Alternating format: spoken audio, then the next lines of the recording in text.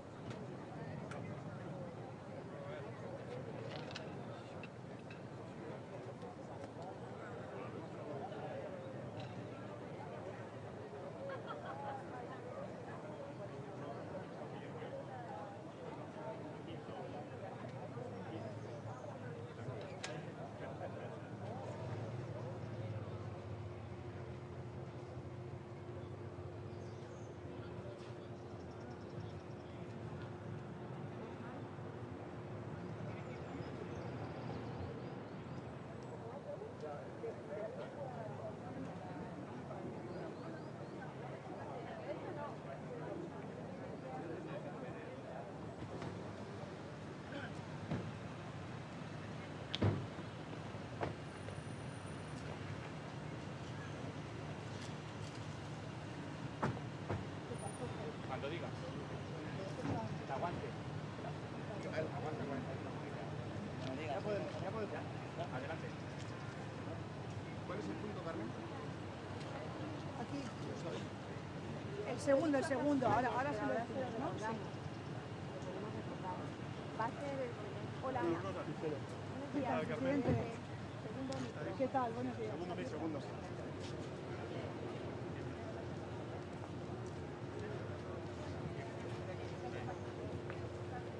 Buenos días.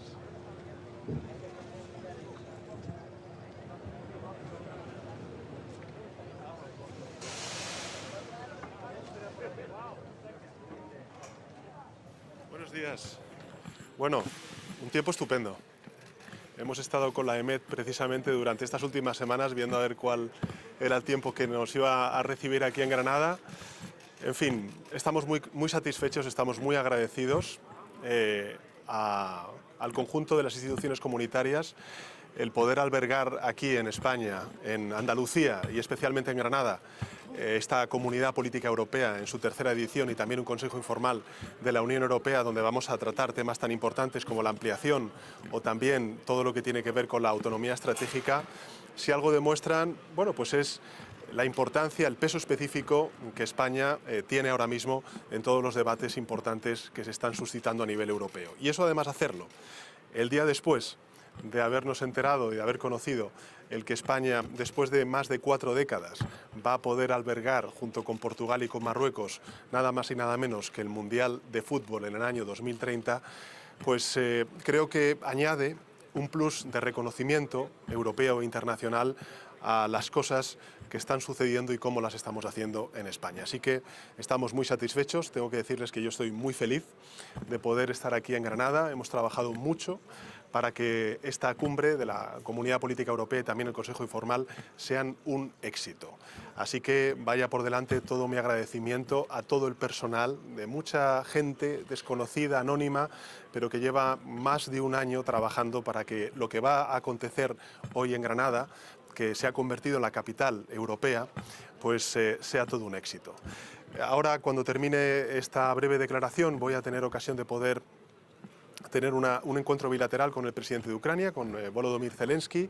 Posteriormente tendremos lo que es la inauguración de la Comunidad Política Europea y posteriormente tendremos distintos debates que creo que van a ser muy importantes para el conjunto de la ciudadanía. Vamos a hablar de multilateralismo y por tanto vamos a hablar de cómo está afectando esta guerra de Putin en Ucrania a todo el orden internacional. Vamos a hablar de soberanía energética, un debate que evidentemente está afectando también a las empresas, a las pymes, a los autónomos, a los hogares de todo el continente europeo y también, lógicamente, de España. Y vamos a hablar de todo lo que tiene que ver con la inteligencia artificial y esa perspectiva humanista que tenemos que dar a toda la revolución tecnológica que cada vez está más presente en nuestras vidas. Eso es lo que vamos a hacer hoy. Mañana vamos a tener el Consejo Informal de la Unión Europea y ahí vamos a debatir sobre una cuestión muy específica y es lo que se llama la nueva estrategia europea. Vamos a abrir en Granada ese gran debate que nos tiene que llevar a una profunda reforma de la Unión Europea para que en los próximos años podamos ampliarnos, podamos pasar de una Unión Europea de 27 a una Unión Europea a 35. Y eso va a exigir muchos desafíos desde el punto de vista interno para seguir siendo eficaces y también, lógicamente, para poder albergar y acoger a esos países que están llamando a la puerta desde hace mucho tiempo en lo que es este proyecto común de la Unión Europea. Ya saben cuál es la posición de España, no solamente la de una administración progresista, sino ha sido, digamos, una posición sistémica de nuestro país. Somos un país digamos, siempre abierto a las ampliaciones. Nosotros hemos sido, hace ya unos cuantos años, también beneficiarios de esa ampliación, en la década de los 80 del siglo XX y, lógicamente, siempre vamos a ser empáticos y abiertos a que esos debates sobre la ampliación a otras partes de Europa se puedan suscitar y se puedan, lógicamente, desarrollar. Bueno, en fin, tenemos muchos debates por delante y quiero agradecer, pues, lógicamente, al Ayuntamiento de Granada, a la Junta de Andalucía, a todas las instituciones implicadas, desde el Consejo, el Parlamento Europeo y la Comisión Europea, que van a estar aquí en Granada, pues todo el trabajo que hemos desarrollado, la paciencia y la hospitalidad del pueblo granadino y, lógicamente, mi felicidad porque, en fin, podamos desarrollar toda esta cumbre, estas dos cumbres, en un lugar tan emblemático como esta. Si me permiten el comentario, pues, en fin, la Alhambra en árabe significa la roja, y la roja es, efectivamente, lo que va a vestir la selección española de fútbol, pues, en ese color en el Mundial 2030 aquí también en España cuando se celebre. Y hacerlo además en Granada, donde hace muy pocas fechas, pues también la selección española de fútbol tuvo ocasión de jugar un partido de fútbol desde hace ya muchos años, pues me parece que, en fin, que todo al final pues encaja y nos hace proyectar una imagen de España que realmente yo creo que es muy positiva, ¿no? Es de valores, de deporte, de convivencia, es un mundial al final donde dos continentes, el europeo y el africano, se encuentran y donde al final proyectamos, bueno, pues lo que realmente es nuestra sociedad, nuestro país, un país amable, un país hospitalario, un país, en fin, abierto, con talante, respetuoso, que apuesta por la convivencia y por todo aquello que ahora mismo Pues tenemos que proyectar, porque el mundo efectivamente está viviendo un momento muy complicado, muy complejo, y particularmente un país con el que nos sentimos muy próximo, aunque estemos a 4.000 kilómetros de distancia, como es Ucrania. Presidente, ¿qué le va a trasladar al presidente ZELENSKI en ese encuentro sobre la adhesión de Ucrania a la Unión Europea? Y le pregunto también si Puigdemont está marcando los tiempos de su investidura. Bueno, en primer lugar, sobre la primera de las cuestiones, el presidente ZELENSKI lo sabe bien. Nada más empezar esta presidencia española rotatoria del Consejo de la Unión Europea, me desplacé a Kiev, estuve con el presidente ZELENSKI, le trasladé lógicamente el compromiso de España como presidencia rotatoria del Consejo Europeo, nuestra voluntad de seguir dando pasos para que efectivamente se abran ya formalmente esas conversaciones. Nuestra posición es clara, es firme, creo que además todos los países de la Unión estamos, digamos, en la misma línea, y lo que tenemos que hacer es esperar ahora mismo a la institución que tiene que decir si los pasos que lógicamente están establecidos en los tratados han sido cumplidos y las reformas realizadas por parte del gobierno ucraniano. Pero evidentemente creo que la lógica y la voluntad política de todos los países es la que he apuntado en esta declaración. Y en segundo lugar, en relación con la cuestión que usted me ha dicho, a ver, aquí hay dos dinámicas que me parece importante subrayar. La primera es, bueno, hemos perdido 5 semanas con una investidura que todo el mundo, hasta incluso el propio candidato, sabía que iba a ser fallida. Y ahora, bueno, pues evidentemente la sociedad española, y yo el primero, lo que queremos es que haya un gobierno con plenas funciones y que no estemos en funciones como llevamos desde las elecciones del pasado 23 de julio. Por tanto, hay una urgencia en que haya un gobierno en funciones, y en segundo lugar, bueno, las negociaciones son complejas, porque hay un arco parlamentario con distintas, intereses, y tenemos entre todos que encontrar ese espacio de encuentro para arrancar esta legislatura y poder formar una mayoría parlamentaria que no solamente nos dé una investidura, sino también la legislatura, ¿no? Así que, a ver, yo lo dije el otro día en mi comparecencia en el Palacio de la Moncloa, mi objetivo es el que durante estos próximos 4 años sigamos avanzando para la mayoría social de nuestro país en derechos y en libertades y en progreso. En segundo lugar, seguir cultivando y abonando ese reencuentro, esa convivencia entre los pueblos de España.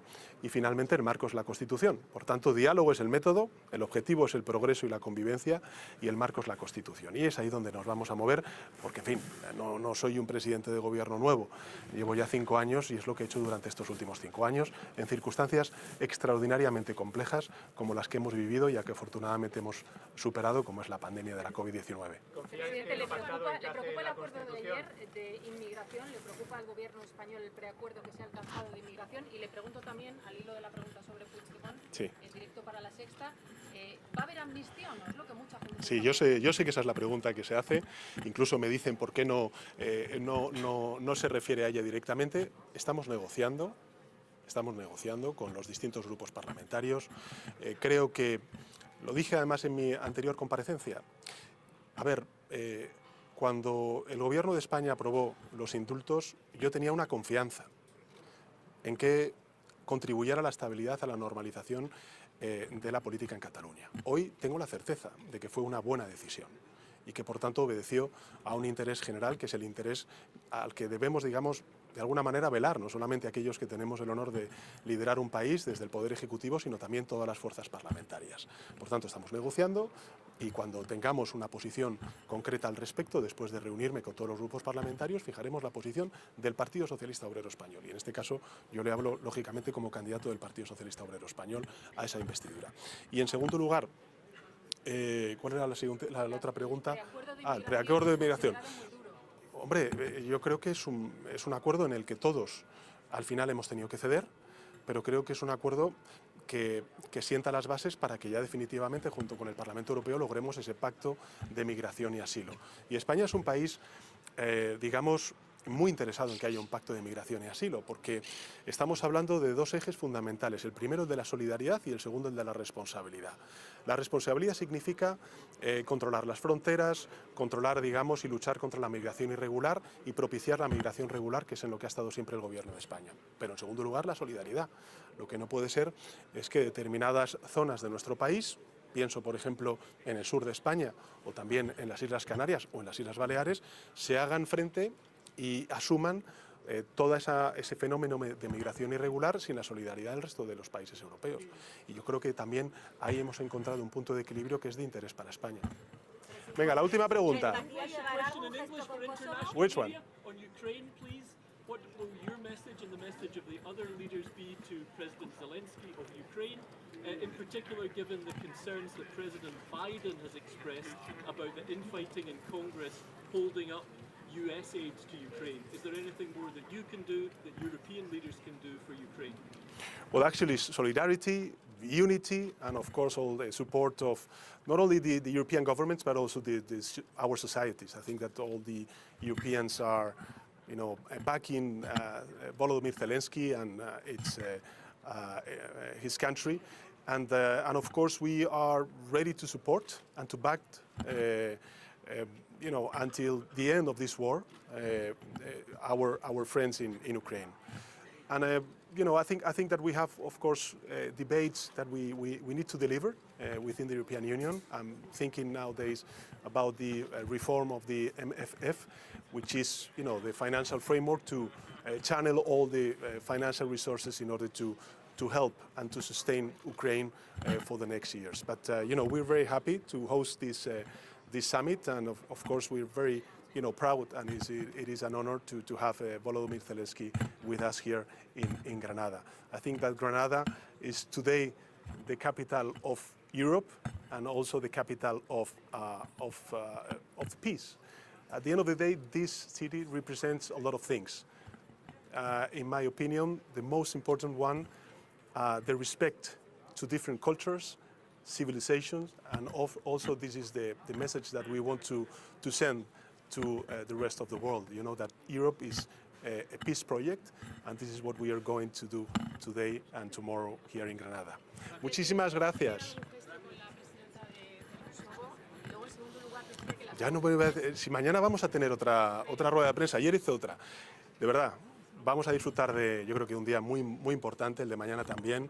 En fin, Granada yo creo que es un lugar absolutamente idóneo por todo lo que representa en términos no solamente políticos, sino históricos, de lo que queremos proyectar desde España, que es y cómo sentimos Europa, y mañana tendré ocasión de hacer una rueda de prensa y responderle a todas estas preguntas y muchas más. En fin, disfrútenlo, porque creo que hoy además el tiempo nos acompaña. Gracias.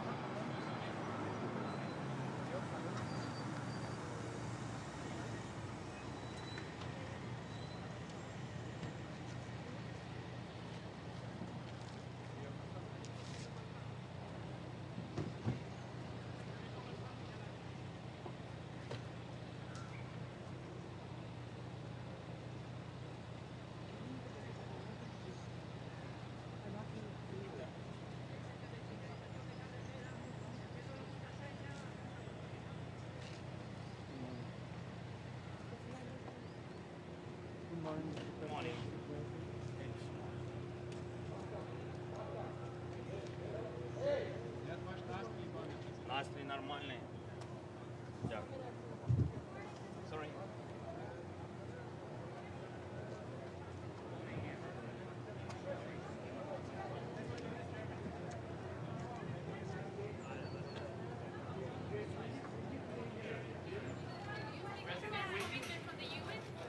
Will you claim here in Granada for speeding up the process of the Ukrainian answer?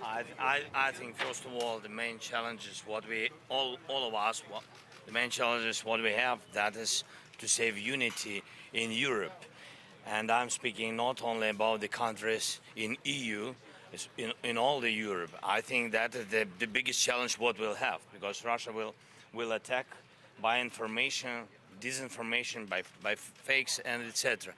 And that is the first thing. The second, so important for Ukraine to have defending shield for the winter, because in winter we will have many attacks by different kinds of Russian missiles, including Iranian drones and etc. Mr. Zelensky, are you worried because the news from the States? European Union in this meeting? Sorry. Are you worried because the news from the States, from the United States and the Congress, are you worried? You know, I think that in Ukraine we finished worry the first days of full-scale war. I think it's too late for us to worry. I think we have to work on it. And with the United States, I've been in Washington this year, and I had a meeting with President Biden, and I had heard his 100% support in White House, and also support by bipartisan support in Congress. I think it's important of course, difficult election period for the United States. Different voices. Some of the voices are very strange. About this also we will speak about this today, and thank you for the invitation. Thank you so much.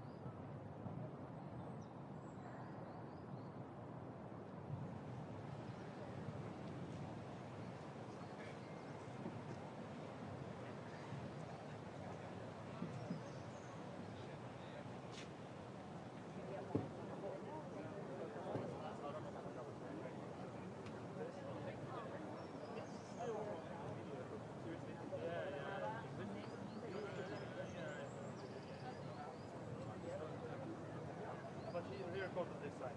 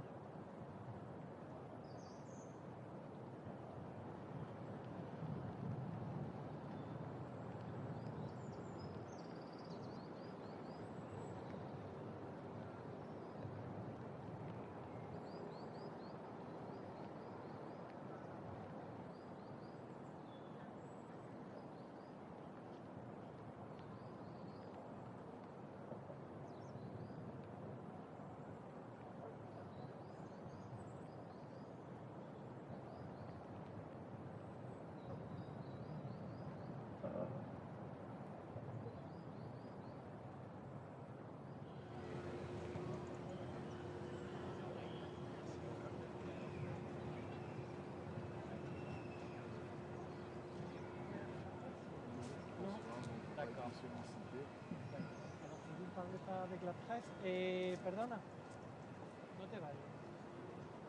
Si vous ne pouvez pas prendre la presse, vous rentrez. C'était ici, c'est pour parler avec la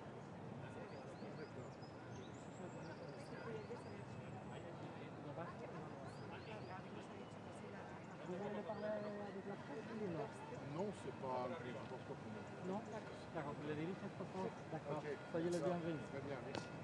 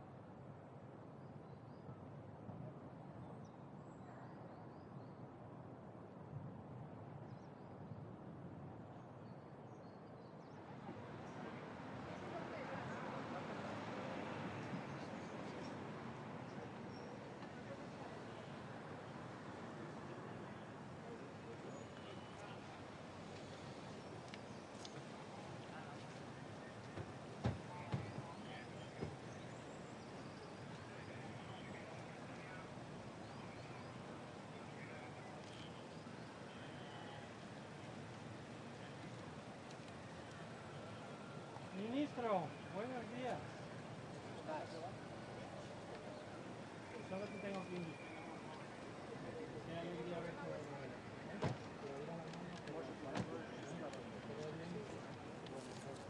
Bienvenido.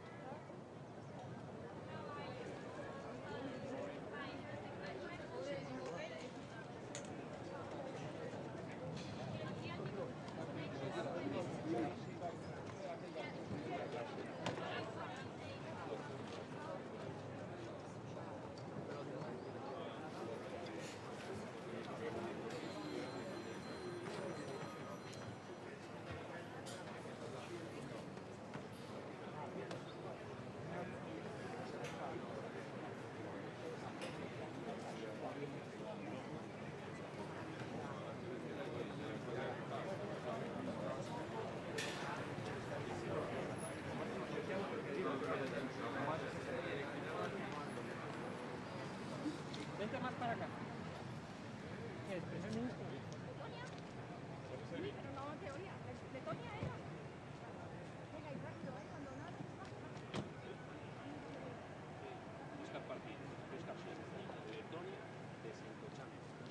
Good morning.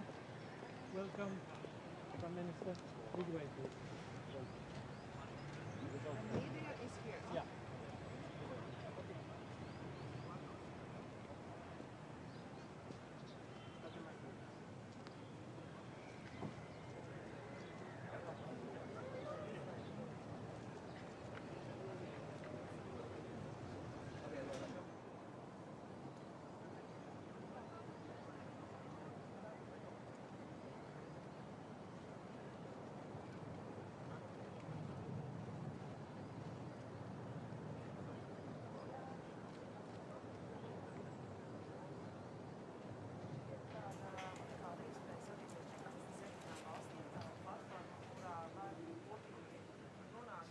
Vienota pozīcija, vienota izpratne, pieņemsim arī par jautājumiem, kas skar Ukrainu. Un skaidrs, ka Krievija šobrīd nemaina savu politiku, un, manuprāt, visas valstis, kas šeit ir sapulcējušās, ir skartas no šī kara. Un varbūt tā sākumā nevar saprast, kāpēc mēs te tiekamies, bet ļoti svarīgi, ka mēs katrs jau dzīvojam savos burbuļos. Tāpat Eiropas Savienība ir savs burbulis, bet šeit ir iespējams tātad visiem kopā satikties un saprast, kāda tad ir visu šo valstu ietekme no kara, veidot vienotu izpratni un arī domāt, kā mēs tālāk risinām šos jautājumus. Ko jūs plānojat? Jā, man ir paredzēts arī divpusējās tikšanās. Tūlīt pat tikšos gan ar Eiropas parlamentu vadītāju, gan ar Eiropas padomes vadītāju, un arī divpusējās tikšanās ar Norvēģiju, Īriju. Jā, un vēl bija kaut kādām valstīm, kuras es skatīšos. Protams, izmantošu iespēju arī satikt līderus, kurus es tā nevaru ikdienā satikt. Arī ir ZELENSKA kungs, kas nozīmē, ka viņš arī ir izmantojis šo iespēju, lai varētu uzrunāt Eiropas līderus.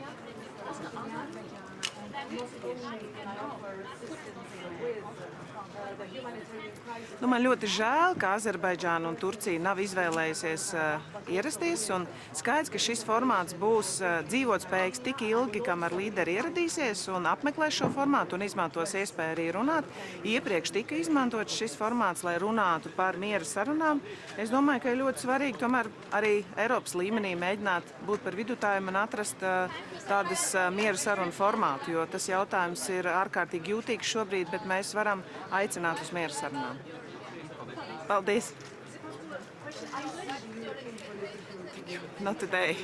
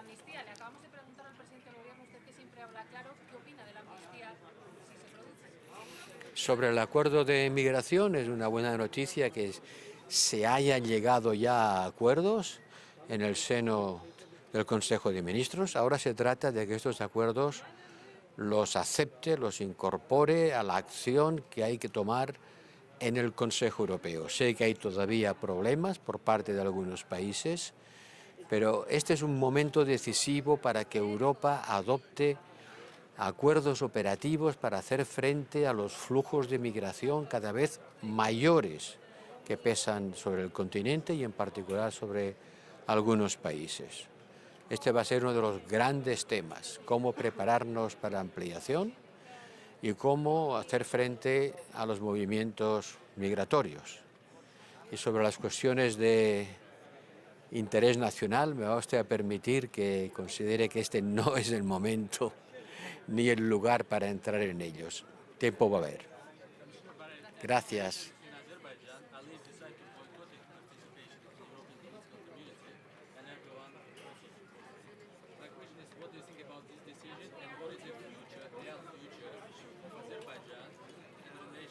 Es una pena que Azerbaiyán no esté aquí. Y es una pena que Turquía, que es el principal país que apoya a Azerbaiyán, tampoco esté aquí. Por lo tanto, no vamos a poder hablar aquí de algo tan grave como el hecho de que más de 100.000 personas hayan tenido que abandonar a prisa y corriendo sus casas huyendo de un acto de fuerza militar. Condenamos los actos de fuerza militar para resolver los conflictos. Ayudamos a estos refugiados y espero que en Bruselas puedan haber reuniones entre Armenia y Azerbaiyán, sobre todo para evitar que el conflicto vaya más y para estabilizar políticamente Armenia. Muchas gracias. Hablaremos de estos temas más tarde, cuando el momento llegue. Gracias.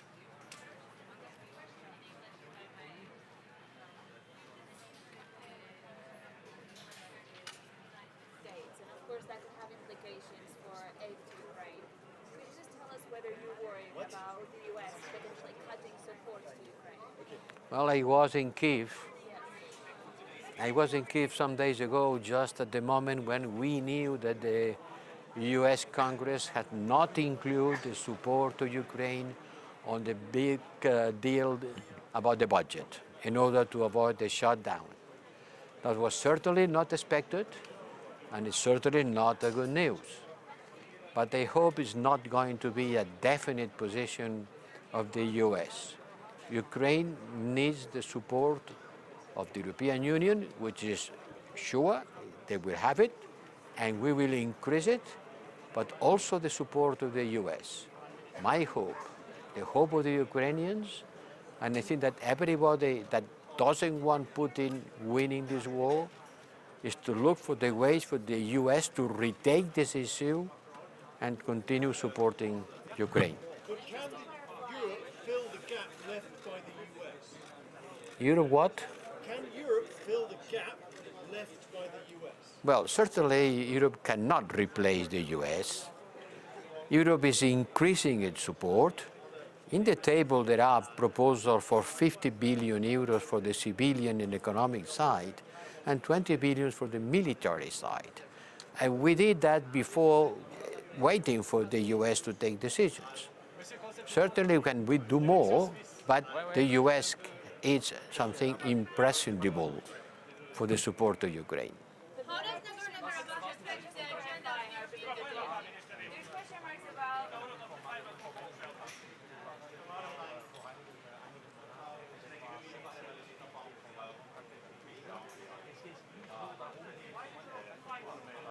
Wirklich uns mal dann den formellen, vielleicht formelleren Treffen auch, auch mal Schritte mal zu machen, wo auch mal sehen, wo die Schweiz etwas helfen kann. Letztes Mal haben Sie Präsident ZELENSKI getroffen. Wie wichtig ist das Thema Ukraine aus Ihrer Sicht? Ja, es ist zentral. Es bleibt absolut zentral, nicht nur für die Schweiz, für den ganzen Kontinent. Aber Sie haben vielleicht es gesehen, letzte Woche hat die Schweiz auch noch einen Schritt gemacht mit 100 Millionen für die Entminung. Das ist auch ein wichtiger Schritt und es zeigt einmal mehr, dass wir sehr solidarisch solidarisch sind mit Ukraine. Aber jetzt muss man auch sehen, es dauert diesen Krieg seit mehr als 18 Monate und es ist wirklich außerordentlich wichtig, dass man auch für die nächsten Monate mal sieht, wie es mal sich weiterentwickelt.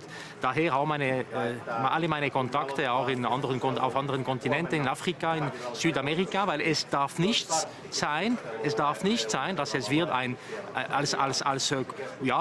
als kontinentale Angelegenheit gesehen. Nein, es ist eine Weltangelegenheit, es betrifft wirklich alle.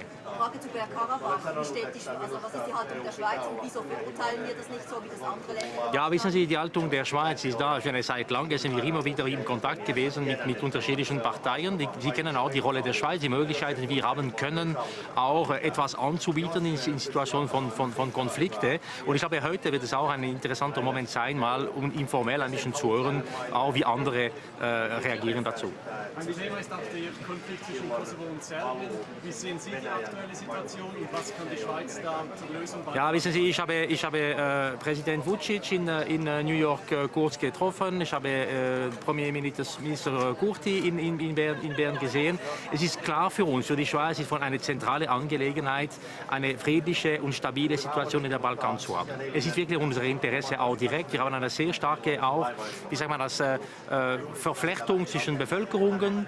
Es gibt auch sehr viele Kontakte und ich glaube, die Signale sind gesetzt. Es war schon das letzte Mal in Chisinau ein zentraler Punkt, diese Diskussion damals.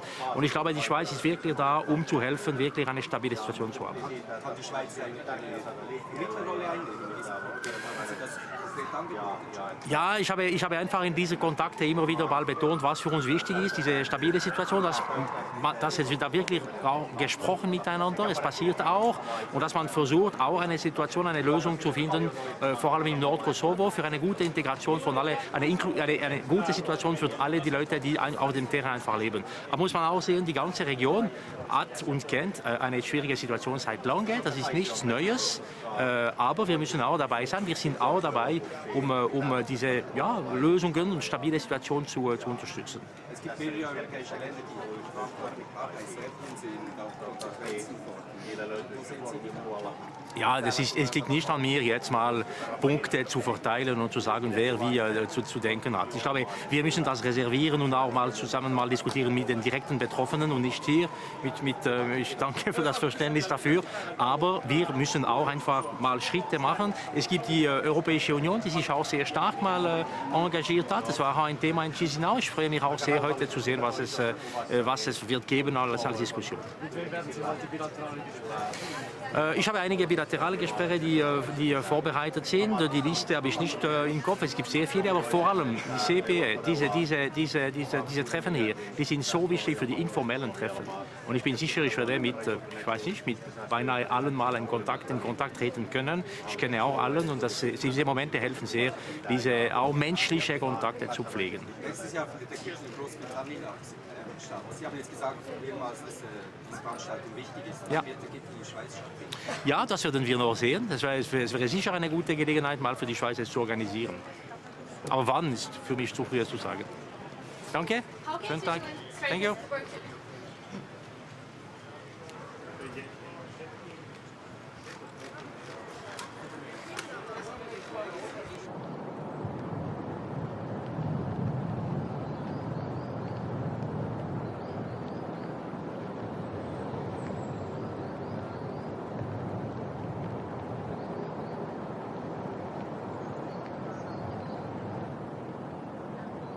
The third EPC today that is starting after Prague and Chisinau. And actually it is the third time that at the core of our discussion is our support for Ukraine. And this symbolizes also the strong support that the European political community has for Ukraine. I very much welcome that President Zelensky is going to join us here. On Monday, the 27 ministers for foreign affairs and the HRVP were in Kiev to support Ukraine. So there's a strong message to Putin from Dublin to Chisinau that we do not tolerate aggression against a sovereign state. One of the topics here will also be energy. And indeed, we had a massive energy crisis due to the blackmail of Russia with fossil fuels. We've mastered this crisis. The prices have gone down drastically. And most importantly, our storages are filled, and we have created a joint platform to buy gas together. This is a big success, and the success is seen can be seen because of the fact that not only the 27 member states have joined this platform for energy, but also other members of the European political community like Norway, Ukraine, Moldova, or Serbia. We have been able to get rid of the Russian dependency on fossil fuels. We have massively invested in renewables, and indeed last year, for the very first time, the European Union was able to produce more electricity from renewables, wind and sun, than from gas. And of course, Armenia will play a role today in the discussions too. I will meet the Prime Minister of Armenia in a bilateral here. We strongly support Armenia and support it in its humanitarian needs. We have already allocated 5.2 million euros. I will tell the Prime Minister today that I'm happy that we double this amount to 10.4 million euros and that we are providing 15 million euros of direct budget support under the country's annual program. And we will discuss what else we can do to support Armenia in this difficult situation. Madam President, on Armenia and Azerbaijan, you've talked about what you can do for Armenia, but is there any action that the European Union will take against Azerbaijan for a military operation that has triggered the exodus of 100,000 ethnic Armenians from the north? We have immediately, end of September, issued a very strong statement of condemnation of the military operation of Azerbaijan in Nagorno-Karabakh and called strongly on a resuming of dialogue and a peaceful solution. This is what we are working on, and important for us is to support Armenia.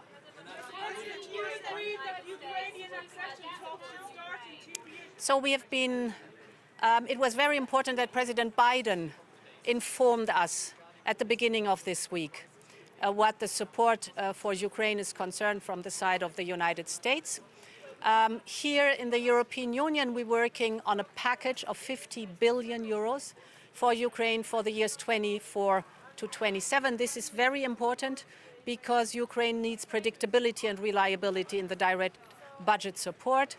As far as I oversee the situation in the United States, I'm very confident of support for Ukraine from the United States. What the United States is working on is the timing.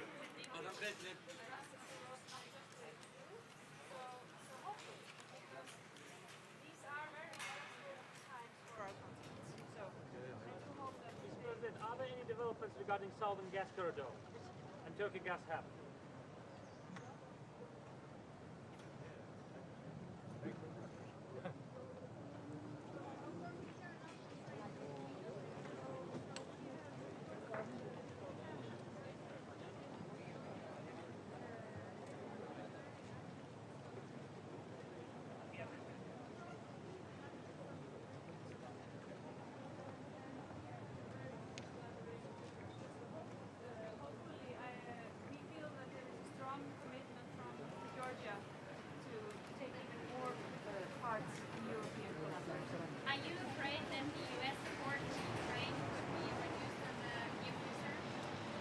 As I said,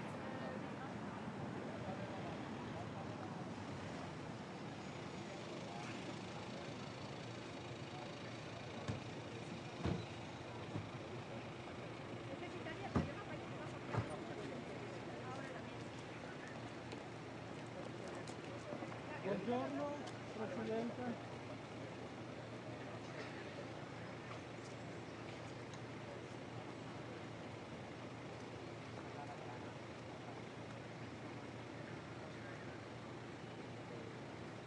Buongiorno Presidente, you're going to go to the press? Yes? Ok, benvenuto.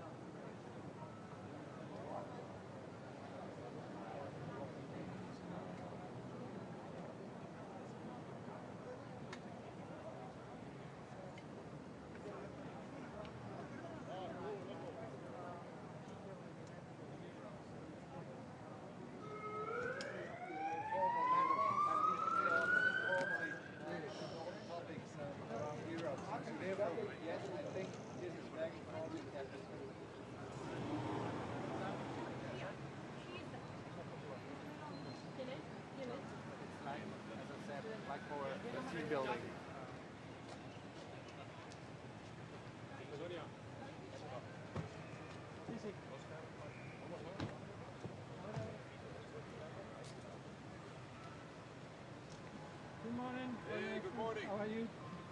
Am I spokesperson? Walkers? Oh, that's You're going to talk to the press, right? yes, I'm afraid so. Thank you. Good morning.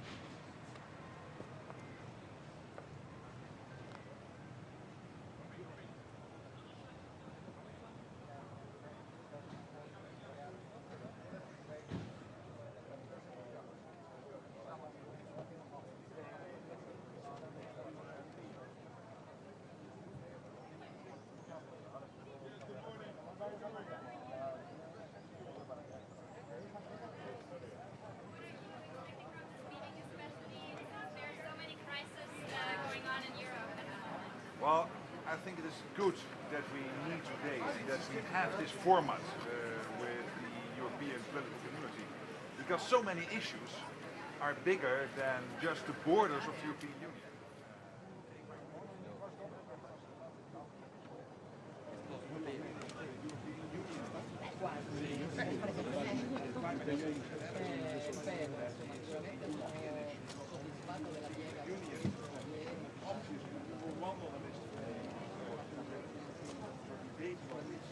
Important topics. I think it's good that we meet everything here.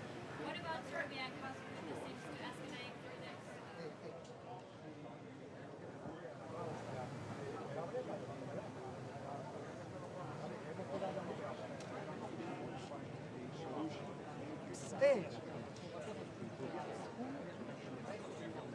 Mi hanno chiesto sul piano Mattei, spiegare.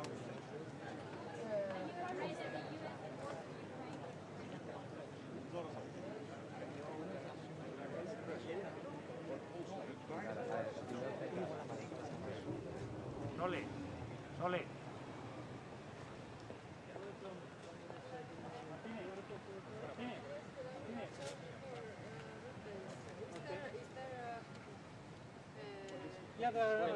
Vamos por detrás de prensa, ¿no? Detrás de prensa. Podéis esperarla si queréis tenerla a la vista en las vallas.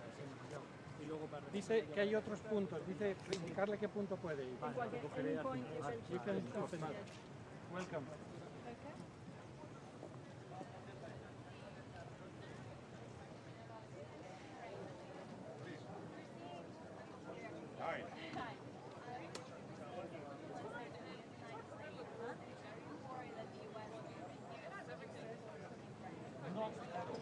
Hello, it's nice to see you all again in such a sunny environment.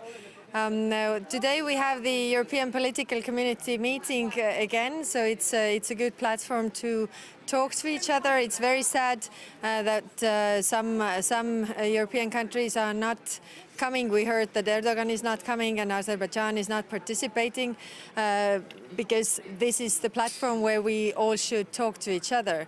So I'm participating in the panel or roundtable on multilateralism and security. Russia does not believe in multilateralism, so we have to do everything to prove that we are united and we talk to each other and we make multilateralism work. We had the UN General Assembly and the discussions how the UN should function and how the UN Charter should really function so that we would have peace in the world. So hopefully we have good discussions today. Are you afraid that the U.S. support for Ukraine will be shrinking in the near future? No, not directly. I mean, we have the discussions everywhere, and U.S. has committed their support to Ukraine, as other countries in Europe as well. And I think Russia wants us to be tired, and we shouldn't show them that we are, because we are not. We have to help Ukraine as long as it takes. We have to endure the war as they are enduring the war. And we have to do everything to help Ukraine.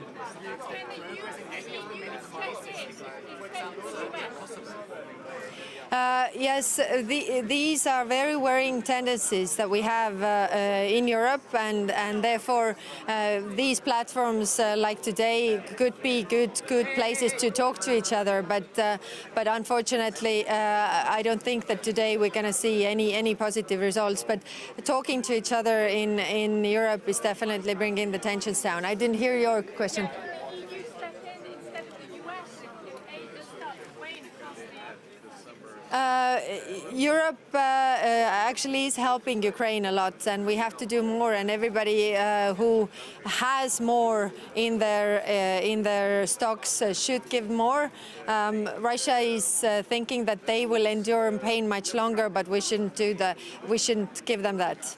Yeah. Okay.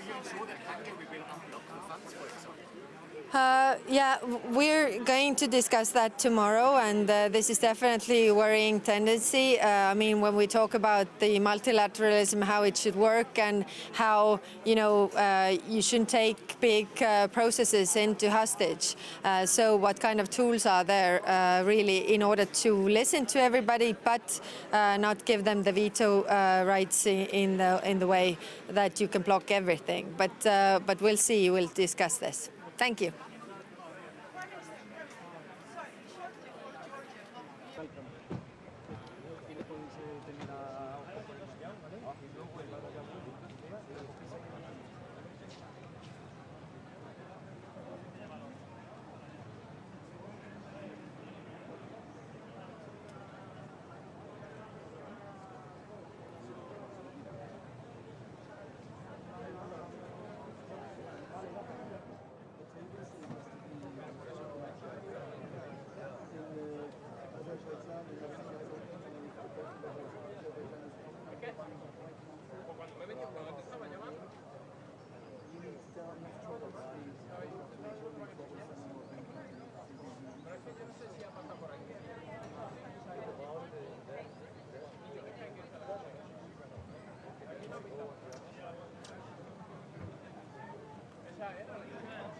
Sorry.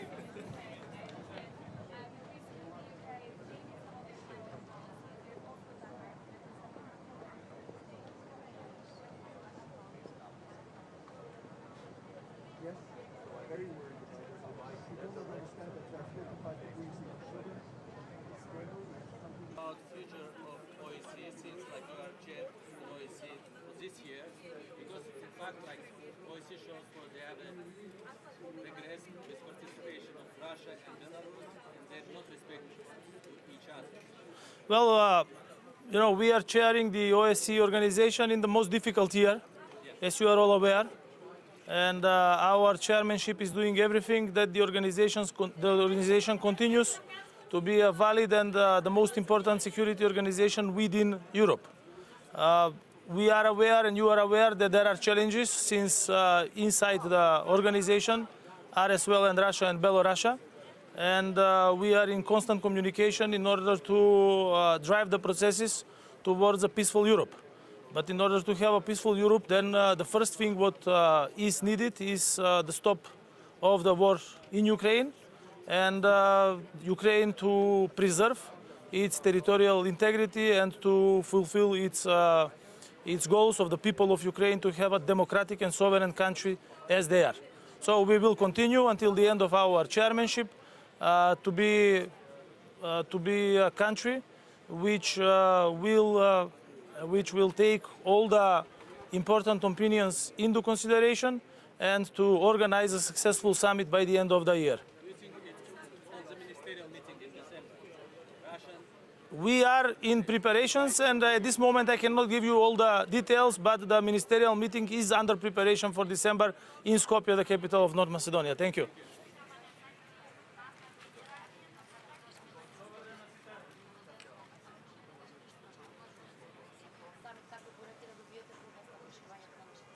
Па најпрвин, јас денес се представувам Северна Македонија, ново исклучително важен состанок на Европската политичка заедница. Тука се практично представници на сите земји од Европа, без Русија и Белорусија. Една од главните теми која што е од најголемо значење за нас е и проширувањето на Европската Унија. Вие знаете дека после долго време на агендата на Европската Унија е проширувањето. Ќе разговараме нормално и на теми кои што се однесуваат и на дигитализацијата и на воведувањето на вештачката интелигенција, се со цел да се подобрат услугите за граѓаните, и тоа ќе биде една од работните средбина кои што јас ќе учествувам заедно со премиерите на Италија, на Франција, на Обединетото кралство и на низа други, на представникот на Европскиот парламент, на Европската комисија.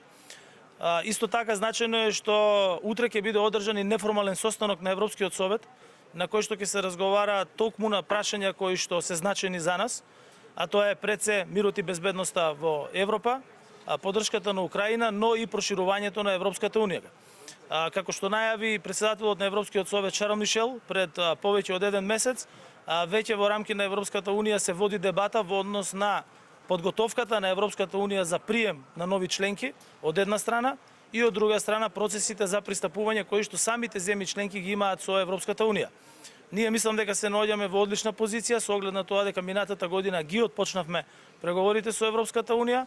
Од друга страна Европската унија има стратешки интерес и веќе отворен процес за свое прилагодување, кој што е паралелен процес во однос на тоа дека ќе треба да функционира во иднина со земји кои што имаат поголем број од сегашниот, што значи дека ќе постои динамика и на страната на земјите на кандидати за членство. Пред се тука мислам на земјите од Западен Балкан, вклучително и на Северна Македонија, меѓутоа и динамика внатре во Европската унија во однос на прилагодување на функционирањето со повеќе земји членки.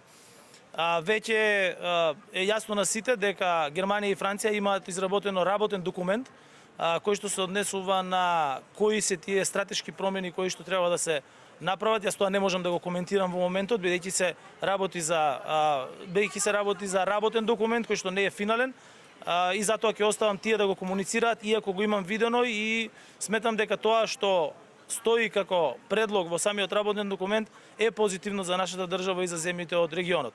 Се надевам на успешни состаноци, ќе имам и билатерална средба со премиерот на Холандија, со премиерот на Ирска и со подпредседателот на Европската комисија. Ви благодарам и ви посакувам и на вас успешен работен ден.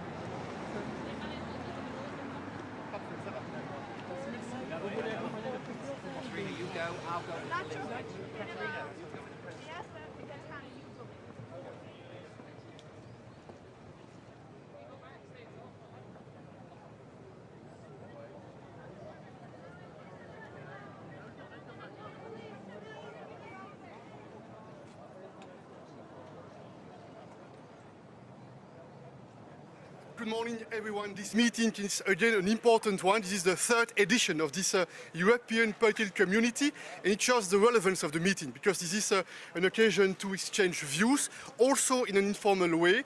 And there are many challenges for the European continent.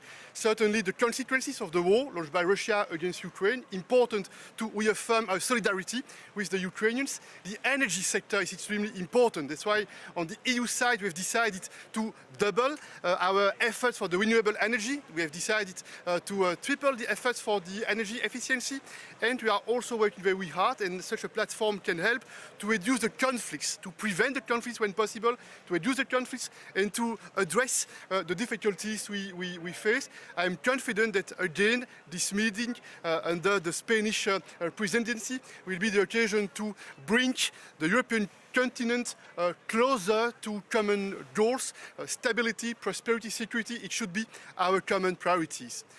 Cette réunion est une réunion importante parce que ça va être l'occasion pour beaucoup de leaders de se rencontrer, de discuter et de progresser ensemble sur des sujets qui concernent l'intérêt commun pour l'avenir du continent européen, les questions d'énergie, les questions liées à la connectivité et puis certainement les conséquences de la guerre de la Russie contre l'Ukraine seront à l'ordre du jour. Et puis je pense que cette réunion est aussi l'occasion de multiples rencontres informelles pour tenter de prévenir un certain nombre de conflits, un certain nombre de tensions, de tenter d'apporter un certain nombre d'apaisements et de solutions.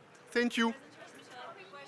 Yes, please. I wanted to ask whether you're thinking the US will reduce We had a few days ago a very important phone call with the President, Joe Biden, a very important moment because he reassured us, and we feel his personal leadership, his personal commitment to make sure that the United States will support Ukraine in the long run, will help Ukraine in the long run, and we work very closely together. And you know that on the EU side we have already mobilized 82 billion euros for Ukraine, to assist Ukraine, and you know that we are working hard to decide an additional package. There is a proposal on the table with 50 billion euros for the Ukraine facility and with 20 billion euros for the European Peace Facility for more military equipment for Ukraine. This is very tangible, very concrete, and it's our duty to support Ukraine.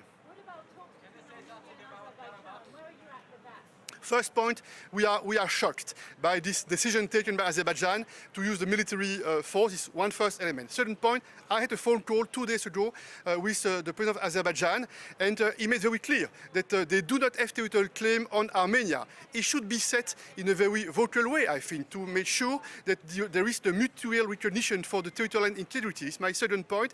And point three, we will help Armenia to face the consequences of this military operation started by Azerbaijan. There are a lot of refugees in Armenia, and we need to support with humanitarian assistance on the one hand, but we also need to take into account the wish in Armenia to strengthen the ties between Armenia and the European Union, and I am in favor of this rapprochement between Armenia and the European Union. And I want to be clear, we made a promise a few years ago to Armenia in terms of investment package with more than 2 billion euros promised to Armenia. We must deliver. We cannot procrastinate. We must deliver. Armenia needs our support. But neither Turkey nor Azerbaijan are here. Sorry? Neither Turkey nor Azerbaijan are here. I mean, European diplomacy isn't working. This is extremely important not to give up, never to give up. And I believe that the diplomatical efforts are needed even when there are difficulties, even when there are setbacks. And you know that we'll have the occasion today to meet together with President Macron, with President Scholz, and with Prime Minister Pashinyan. I take note, there is a decision taken by President Aliyev not to attend the meeting. I take note, but we do not give up, and we are absolutely convinced that this is our interest within the EU to have a stable and prosperous Caucasus. And you know, before we start at the EU level the mediation, we were not very active and present in that region. With this EU mediation effort, it means that we are defending our interests, we are promoting our values in that region. It is what we need to do. The European Union is a fundamental political project. We need to protect and to defend the interests of our citizens, and the interests of our citizens, this is very clear, this is a stable and prosperous neighborhood, including in the South Caucasus.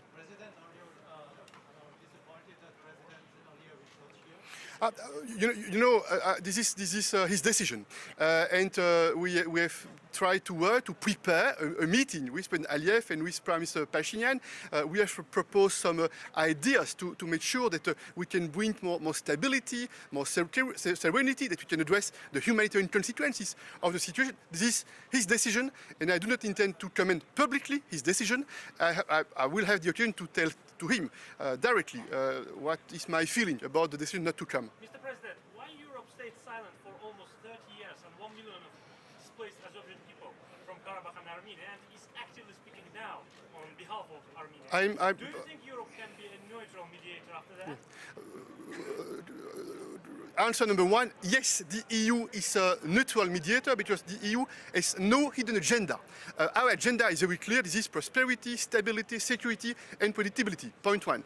And point two, we made a lot of progress in the past with the mediation. When we started the mediation about 3 years ago, we made some concrete and tangible result with the exchange of prisoners, with some progress in terms of exchange of mining maps, in terms of discussions that have started for the border delimitation, with the launch of 2 border commissions that are supposed to work together.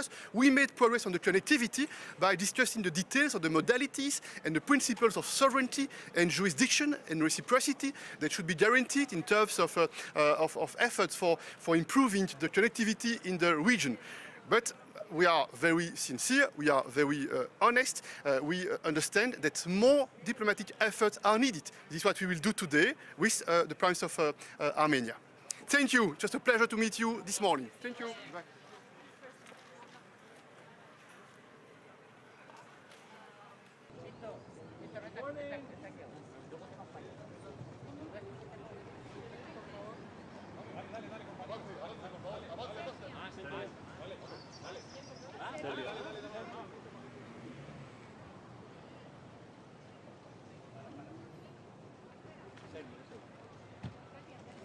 presidente.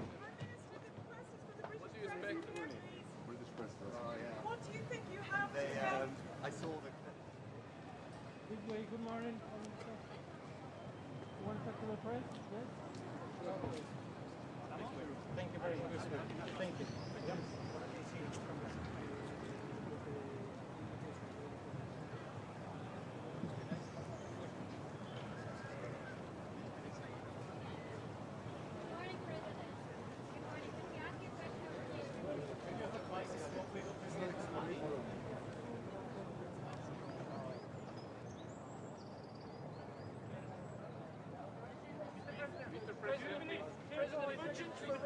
One question. How do you get out of the current crisis? Tell us. We'll get it out. Okay. Do you have any talks today with your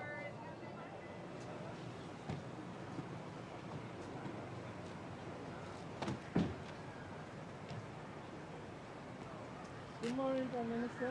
How are you? You want to talk to the press? Okay. Okay.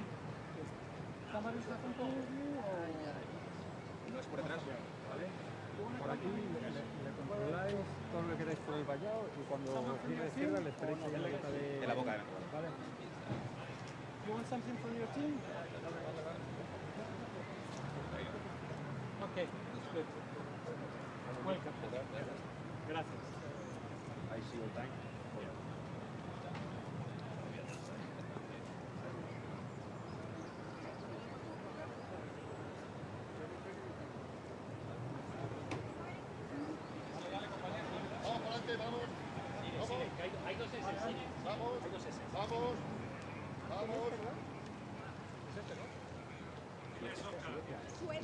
Suecia.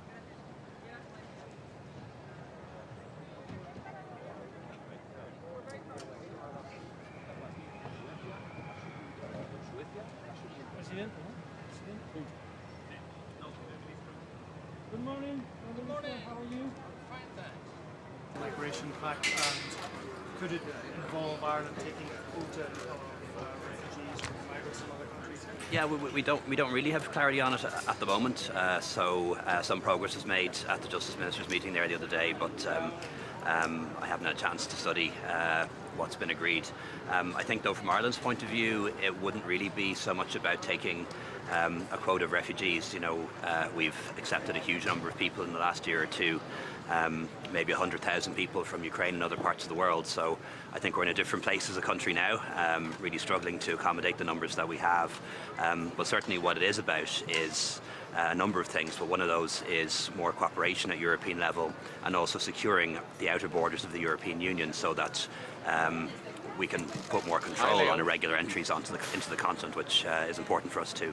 So is that, if we don't take a voluntary quota, that would be paying into a fund, is that right?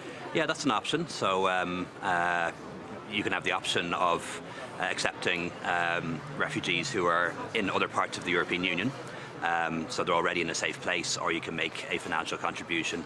But realistically, where we are in Ireland at the moment is having accepted over 100,000 people from Ukraine and other parts of the world in the past 2 years. I don't think we're really in a position to accept more voluntary transfers, not until we get on top of the accommodation situation. I think people will understand that. That's not to say that we'll turn away people who come to Ireland. Of course we won't do that. But volunteering to take more people is a different thing entirely. This week, some figures emerged on what it would cost to let Ukraine into the European Union, including a calculation that under current laws it would mean a 20% cut to cattle farming.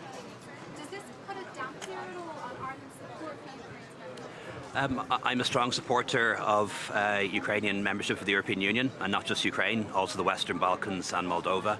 And if you look at things in the round, if you take the broader view, the longer term view, enlargement is always good for Europe. It helps to provide us with security, helps to embed democracy and human rights, and also helps the European economy to grow in the round. So I think it's really important that when we look at these questions, we don't see them just as a financial calculation. If Ukraine, Moldova, the Western Balkans join the European Union, they'll become wealthier in due course, just like Ireland. They may yet become contributors to the budget. Certainly when it comes to CAP reform, a further enlargement will of course trigger a lot of reforms. What it might what might be necessary is countries making larger contributions so that we can protect the budget for CAP, but that's all way off. I'd be very keen to see Ukraine begin talks on membership this December. That decision isn't made yet, but I hope we can make that decision. But the time from beginning talks to actually becoming a member, it often takes many years, more than 10 or 15 years. So by then the budget and the CAP will be in a very different place, I think. So I really would hope that we don't create those kind of fears. Just on roads funding, Transport Minister in Ryan last year by Transport Infrastructure Ireland, the announcement was proper investment in roads. You see 77 deaths over the next 5 years. What does this mean on deaths on our roads and these roads? What is your response? Well, we have a lot of investment in roads. Hundreds of millions of euros go into maintenance and restoration of our local, regional, national roads every year. In addition to that, we sign off on new projects. Only this month, nearly €500 million being invested in road upgrades in the northwest for the N5. It's always the case that any government agency will always say they need more money, and if we don't give them more money, there will be negative consequences. People make their case for more money. And I wouldn't expect anything different. That's the normal course of budgetary negotiations.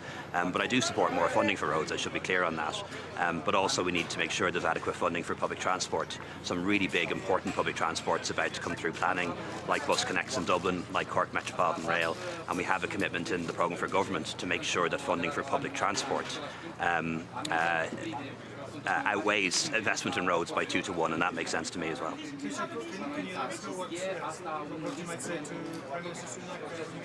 Yeah, well, look forward to meeting him. It's our second bilateral, although we have spoken on by phone a number of times. Really, a couple of things on the agenda. We'll be interested to hear from him how he feels the discussions between the UK government and the DUP are going with respect to restoring institutions in Northern Ireland. Really important for both of us. And of course, we'll want to discuss the Legacy Act and reaffirming our position on that. And I suppose in a more positive space, we're going to talk about UEFA 2028. Really delighted that UK and Ireland will be hosting that tournament. Want to talk to him about our willingness to make a funding contribution to Casement Park in Belfast, one of the 2 stadiums in Ireland that will be used, the other being the Aviva. And also we're going to talk about the common travel area, because again, that's very important for us, that the common travel area between Britain and Ireland functions, but also that we secure the outer border around Ireland and Britain as well. Are you concerned about some of the language from the Tory party?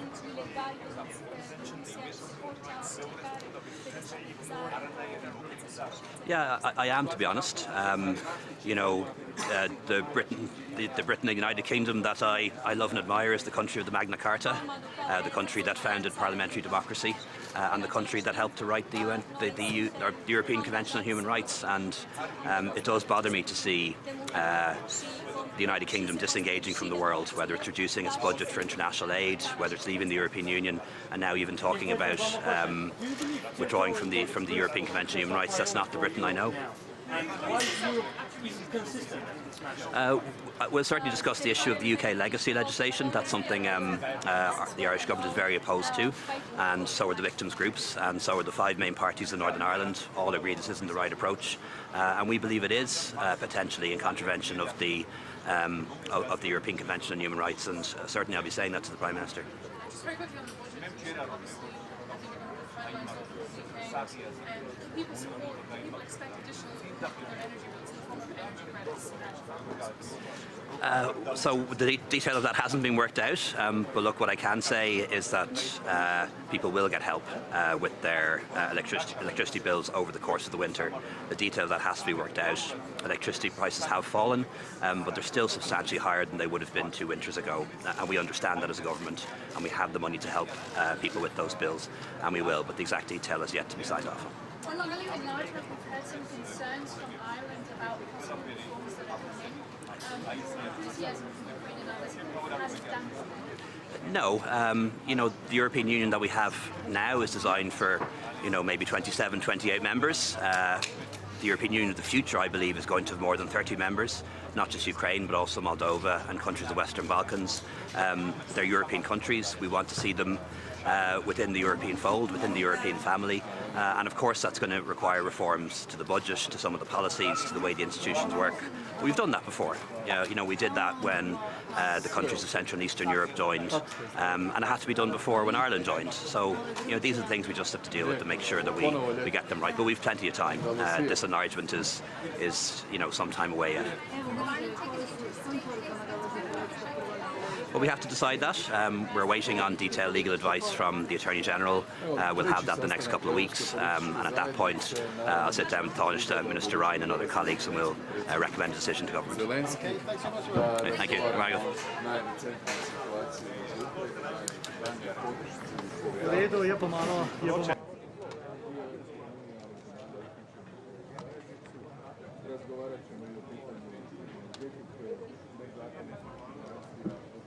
Skupnosti in danes se že kaže v resnici pomembnost teh srečanj, ker imamo prve zaplete. Če je bilo na prvem srečanju kot na medenih mesecih, se danes prvič soočamo s situacijo, ko lahko vidimo, kako pomemben je dialog. Kdaj se tega zavemo? Ko se nekdo umakne. In ravno umik, zelo obžalujem umik kot Turčije kot Azerbajdžana iz današnjega srečanja, ker mislim, da bi ravno tu morali nasloviti te izzive in to na čim širšem možnem nivoju. Tako da upam, da bo to ena dobra lekcija za naslednji, četrto srečanje in da takrat bomo vsi in se bomo o širših problemih evropskega kontinenta, ne samo Evropske unije, pogovarjali res v iskrenem in pa odprtem duhu. Govorili ste o tem napetostih v Gorskem Karabahu, danes se boste srečali oziroma govorili z armenskim premijerjem. Pa me zanima, kako bo Slovenija, tudi v bistvu kot bodoča članica, zdaj že opazovalka v varnostnem svetu, mogoče posredovala oziroma prispevala k rešitvi teh napetosti oziroma. Torej prvič prisegamo na dialog in dejansko morajo biti vse vpletene strani enakopravno zastopane v dialogu. Mislim, da je vključitev Turčije v tem primeru pomembna v ta dialog o rešitvi tega vprašanja. Drugič pa na prvem mestu želimo zagotoviti varnost ljudi in to je prva stvar, ki bi si jo morali prizadevati, šele potem pridejo politične rešitve. Vrstni red bi moral biti znan in verjamem, da bomo tudi ne samo kasneje v varnostnem svetu, ampak tudi danes zastopali to stališče. Še glede Kosova, Srbije je tudi pomemben dialog. Kako bo tukaj Slovenija, kje vidite rešitev po teh zadnjih napetostih? V bistvu se gre kar iz krize v krizo. Rešitev je vedno enaka, ostaja ponovitev volitev, poziv vsem, tudi srbski manjšini, da na volitvah sodeluje in da se izvoli legitimne oblasti v teh 4 občinah, potem pa da se išče rešitev za avtonomijo. Vendar najprej ponovitev volitev. Vse to, kar se je dogajalo v zadnjih tednih, je pa obsojanja vredno in prav je, da tudi mednarodna skupnost obsodi posameznike, ki so v resnici spodbujali do tega, da pride do eskalacije, v tem primeru tudi oboroženih spopadov. In tudi Slovenija ostro obsoja posameznike, ki so pri tem sodelovali oziroma vodili te procese. Pa podpira tudi sankcije proti Srbiji oziroma neko ukrepanje? O tem še nismo razpravljali, bomo videli, kakšna bo danes debata.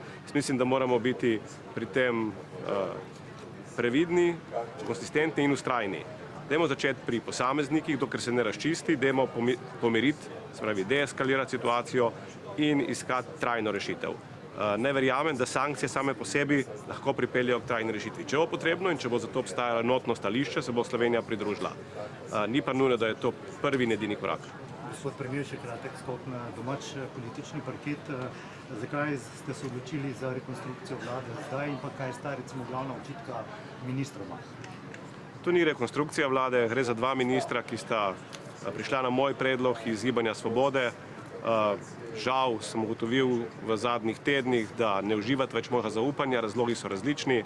Jaz sem 2 ministra s tem seznanil in zdaj je predlog za razrešitev oziroma minister Brežan je odstopil, ministrico Šinkovo bomo pa razreševali v parlamentu. Pri ministrici dogajanje v zvezi z uvozom nevarnih živil in predvsem neobveščanjem javnosti in zagovarjanjem stališča, da javnost ni potreba, da ve, da uvažamo nevarna živila. Jaz se s tem ne morem strinjati, mislim, da je tle ogrožanje zdravja na prvem mestu in šele potem ščitenje neke inštitucije. Zato je prav, da ministrica sprejme ne samo subjektivno, ampak objektivno odgovornost v tem primeru. Pri ministru Brežanu bi si pa želel, da bi po poplavah nekoliko boljše organiziral delovanje svojega ministrstva na tem delu, ki se tiče izplačila sredstev občinam. Žal je na tem področju tako drugače postalo ravno njegovo ministrstvo ozko grlo. To ne pomeni, da sanacija ne teče. Sanacija teče nemoteno, lahko bi pa prišlo zdaj do finančnih zamaškov in moramo biti pri tem bolj učinkoviti. Kako komentirate odločitev ministrice, kmetijske ministrice, da ne bo odstopila, ampak da bo počakala na razrešitev v parlamentu? Vsak ima pravico, da se odloča. Meni je včasih nenavadno, kako novinci v politiki kar naenkrat postanejo sami sebi namen, ampak bo parlament o tem kaj več povedal. Pa še glede ministrice Ajanović-Hojnik, ste jo še podpirate in pa ali ste odbili vsa pojasnila glede očitkov, ki so v javnosti? Da, ministrica ima še vedno mojo podporo, verjamem pa tudi, da bo tako pristojnim inštitucijam kot javnosti znala ustrezno pojasniti vse to, kar se ji očita. Jaz si želim, da bi bili ti očitki čim hitreje pojasneni in potem tudi vsi dvomi ovrženi, zato ker ima ministrica pred sabo res ogromno nalogo in bi si želel, da se ta naloga čim prej izpolni. Ker ravno omenjate to nalogo, bo še naprej glavna pogajalka s sindikati? Ostaja, je pa res, da je zadnje čase precej zasedena in zato bo mogoče v nekaterih fazah tudi namesto nje vskočil kakšen namestnik ali namestnica, ampak pogajanja se ne ustavljajo, ne glede na trenutne aktivnosti ministrice. Mogoče še vprašanje glede Ukrajine, sploh v luči dogajanja v ZDA, kjer je pač ta 6 milijardni paket pomoči izpadel iz zakona o financiranju, pa me zanima, vojna traja dlje, kot smo vsi pričakovali. A čutite oziroma se bojite, da bi ta pripravljenost pomagati Ukrajini ali z orožjem ali finančno pač splahnela v državah zaveznicah? Dejstvo, da dlje, ko bo trajal spopad oziroma vojna, manjša bo pripravljenost, to je dejstvo, ki ga poznamo od začetka. To ni nekaj novega, zato se tudi tako čaka, kakšen bo razplet pred zimo in čas se izteka. O tem govorimo že ves čas. Dejstvo je, da bomo o Ukrajini govorili jutri na nivoju Evropske unije prav glede finančnega paketa, ki naj bi se potem potrjeval decembra in tukaj bo treba biti enoten. Slovenija bo podpirala vse enotne ukrepe kot do sedaj, se pa kaže pri nekaterih članicah že, bom rekel, soliranje, zagovarjanje lastnih interesov. Jaz upam, da bo prevladal vseeno interes skupnosti, je pa težko prejudicirati, kaj se bo ukazalo. A vidite, kakšen neposreden vpliv dogajanja v Ameriki, recimo na... V tem trenutku še ne, v prihodnjem letu pa zagotovo. Če se bo pa pokazalo okno, časovno okno, v katerem bo možno iskati ali premirje, še bolj pa trajen mir, je pa Slovenija že na začetku podprla mirovno formulo predsednika Zelenskega in tudi kot članica Varnostnega sveta bomo zagovarjali, da je treba dati miru priložnost, kadar se le da, vedno in pred orožjem. Tako da mogoče bo pa tudi dogajanje v Združenih državah pripomoglo k temu, da se bo pogovorom za mir dalo več priložnosti. Bo Slovenija postrajala v tem podpori med tistimi, ki bodo zašle na svoje, recimo, egoistične poti? Slovenija nikoli ni bila egoistična država v zunanji politiki in tudi tokrat ne razmišljamo o tem, ravno obratno. Kot majhna država se zavedamo, kako pomembna je enotnost mednarodne skupnosti, če želimo, da vsi skupaj živimo v blaginji in miru. In zato bomo to podpirali do konca. Hvala lepa.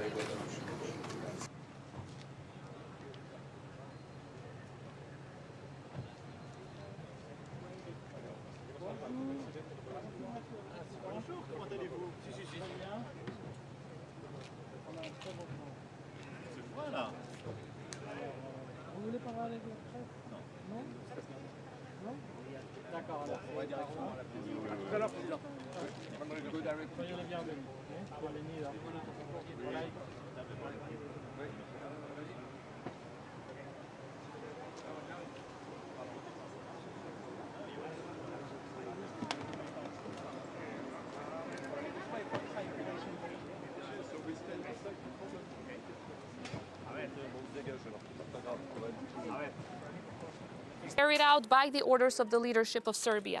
Do you expect any message from the Spanish government? I hope so. Spain is a country that is contributing to peace and stability in the entire European continent. I do hope that they will understand that supporting an aggressor, for which there is clear evidence from the 24th of September, is not going to help peace and stability. So I do hope that Spain will join other like-minded countries in Europe to adopt measures towards Serbia for this horrendous act that it has committed, not just against Kosovo, but against peace and stability and security in the entire European continent.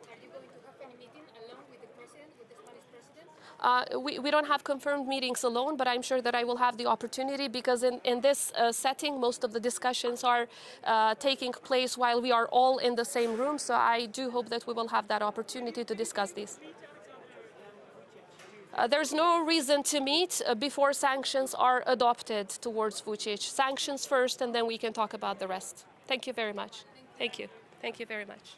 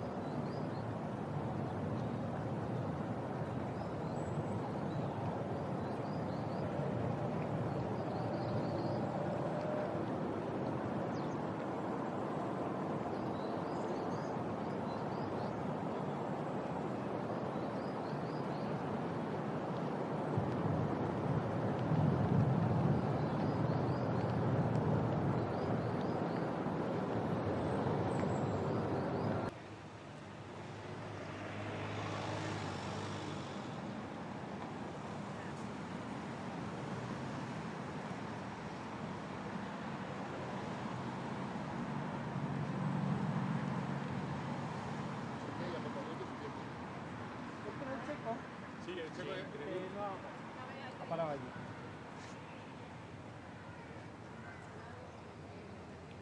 No, ha bajado ahí, yo creo, ¿eh?